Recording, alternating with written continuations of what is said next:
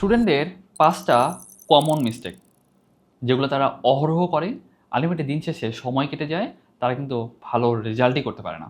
Mistake 1, তারা randomly পড়াশোনা করে। তাদের কোনো গোল নাই, তাদের কোনো টার্গেট নাই, তাদের কোনো প্ল্যান নাই, স্ট্র্যাটেজি নাই। তারা নিজেরাও জানে না তারা কী পড়তেছে। এভাবে পড়লে হয় কি, তোমার সময় চলে যায়, তোমার কিন্তু পড়া কোনোভাবেই আগায় না। তাই তোমার মেইন টার্গেট হচ্ছে তোমার প্ল্যান, গোল, স্ট্র্যাটেজি ঠিক করো, একটা দিন সময় নাও, তারপরে পুরো দমে সেই প্ল্যান, স্ট্র্যাটেজিকে বাস্তবায়ন করার জন্য ফুল এফোর্টটা দাও। মিস্টেক 2, শুধুমাত্র পড়ে যাওয়া, অনলি রিডিং। স্টুডেন্টরা কী করে, বই খোলে, জাস্ট শুধু পড়ে যায়, তার কোনো প্র্যাকটিস করে না। তার একটা নির্দিষ্ট সময় পর পর তার ব্রেইনকে বলে না আমি যে জিনিসটা পড়েছিলাম সেটা কতটুকু মনে আছে। তুমি যদি তোমার ব্রেইনকে একটা প্রেশার না দাও, তোমার ব্রেইন মনে করবে এটা তো আসলে আমার জন্য খুব একটা ইম্পর্টেন্ট ইনফরমেশন না, আমার এটা কিন্তু ভুলে গেলেও সমস্যা নেই। কিন্তু তুমি যদি এভাবে পড়াশোনা করতে থাকো, পরীক্ষা হলে গিয়ে কিন্তু ভোলার চান্স এবং তুমি লিখতে পারবে না, এটা সম্ভাবনা অনেক অনেক বেড়ে যাবে। একটা নির্দিষ্ট সময় পর পর তোমার ব্রেইনকে বলো আমি যেন এটা কি পড়েছিলাম, এটা কি আমি মনে করতে পারছি। যদি তুমি মনে করতে পারো, তাহলেই মনে করবা তোমার পড়াশোনা ঠিক দিকে আগাচ্ছে।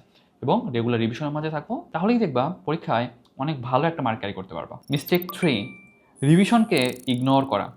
স্টুডেন্টরা পড়াশোনা শুধু দাগিয়েই যায়, কিন্তু তারা রিভিশনের জন্য কোনো টাইম প্ল্যান রাখে না। সেই ক্ষেত্রে দেখা যায় পরীক্ষা চলে আসছে, তার কিন্তু শুধুমাত্র একবার মাত্র পড়া হয়েছে।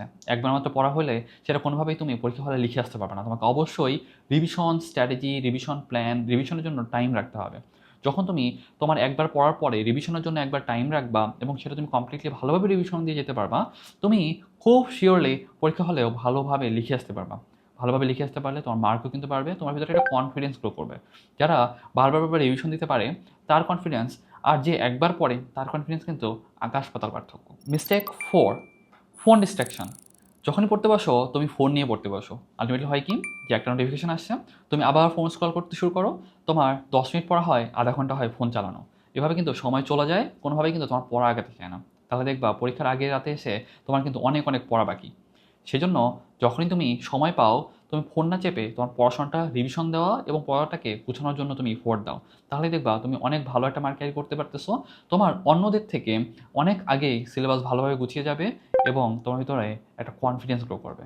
মিস্টেক 5, কনসিস্টেন্সি ব্রেক করে ফেলা। সাপোজ মনে করো তুমি সপ্তাহখানেক অনেক ভালোভাবে পড়ছো, তারপর তুমি 2-3 দিনের জন্য ঘুরতে চলে গেছো। আলটিমেটলি তুমি সপ্তাহখানেক পড়া হয়েছে, কিন্তু এই যে 2 থেকে 3 দিন তুমি ব্রেক নিয়ে ফেলছো, আলটিমেটলি পড়ার ফ্লো থেকে কিন্তু তুমি বের হয়ে গেছো। এভাবে পড়ার ফ্লো ব্রেক হলে আমাদের জন্য পড়াশোনাটাতে আবার ফিরে আসা, আবার ব্রেইনকে পড়াশোনার জন্য প্রিপেয়ার করা আমাদের জন্য খুব একটা কঠিন হয়ে যায়। এবং তুমি যখন একটা ফ্লো স্টেট থেকে আবার ব্রেক নিয়ে তুমি যখন আবার একটা ফ্লো স্টেটে ফিরতে যাবা, তখন কিন্তু তোমার আরও একটা সময় নষ্ট হয়ে যাবে তোমার ফ্লো স্টেটে পৌঁছানোর জন্যে। তাই তুমি যখন পড়াশোনা করছো বা তুমি যখন রেগুলার পড়াশোনার মাঝে আছো, তখন এই ফ্লোটা চেষ্টা করবা ইনটেক রাখতে, খুব একটা ব্রেক না নিতে। তুমি রেগুলার পড়াশোনা করে যাও, তাহলেই দেখবা খুব ভালোভাবে তোমার সিলেবাস কমপ্লিট হয়ে গেছে, তুমি একটা ভালো একটা রেজাল্ট করতে পারছো, অন্যদের থেকে অনেক অনেক এগিয়ে আছো। প্রিপারেশন শুধু হার্ড ওয়ার্ক না, তোমার একটা প্ল্যান থাকতে হবে, স্ট্র্যাটেজি থাকতে হবে এবং এটাকে রেগুলার ইমপ্লিমেন্ট করতে হবে এবং ফলো আপের মাঝে রাখতে হবে। আমি শাহরিয়ার তানভীর জয় তোমাদের রেগুলার পড়াশোনার স্ট্র্যাটেজি, একাডেমিক ও মেডিকেল অ্যাডমিশন নিয়ে তোমাদের গাইডলাইন দিয়ে থাকি। এবং তোমাকে তোমার সর্বোচ্চ জায়গায় পৌঁছাতে চাও, তারা অবশ্যই এই পেজটাকে ফলো দিয়ে রাখবা।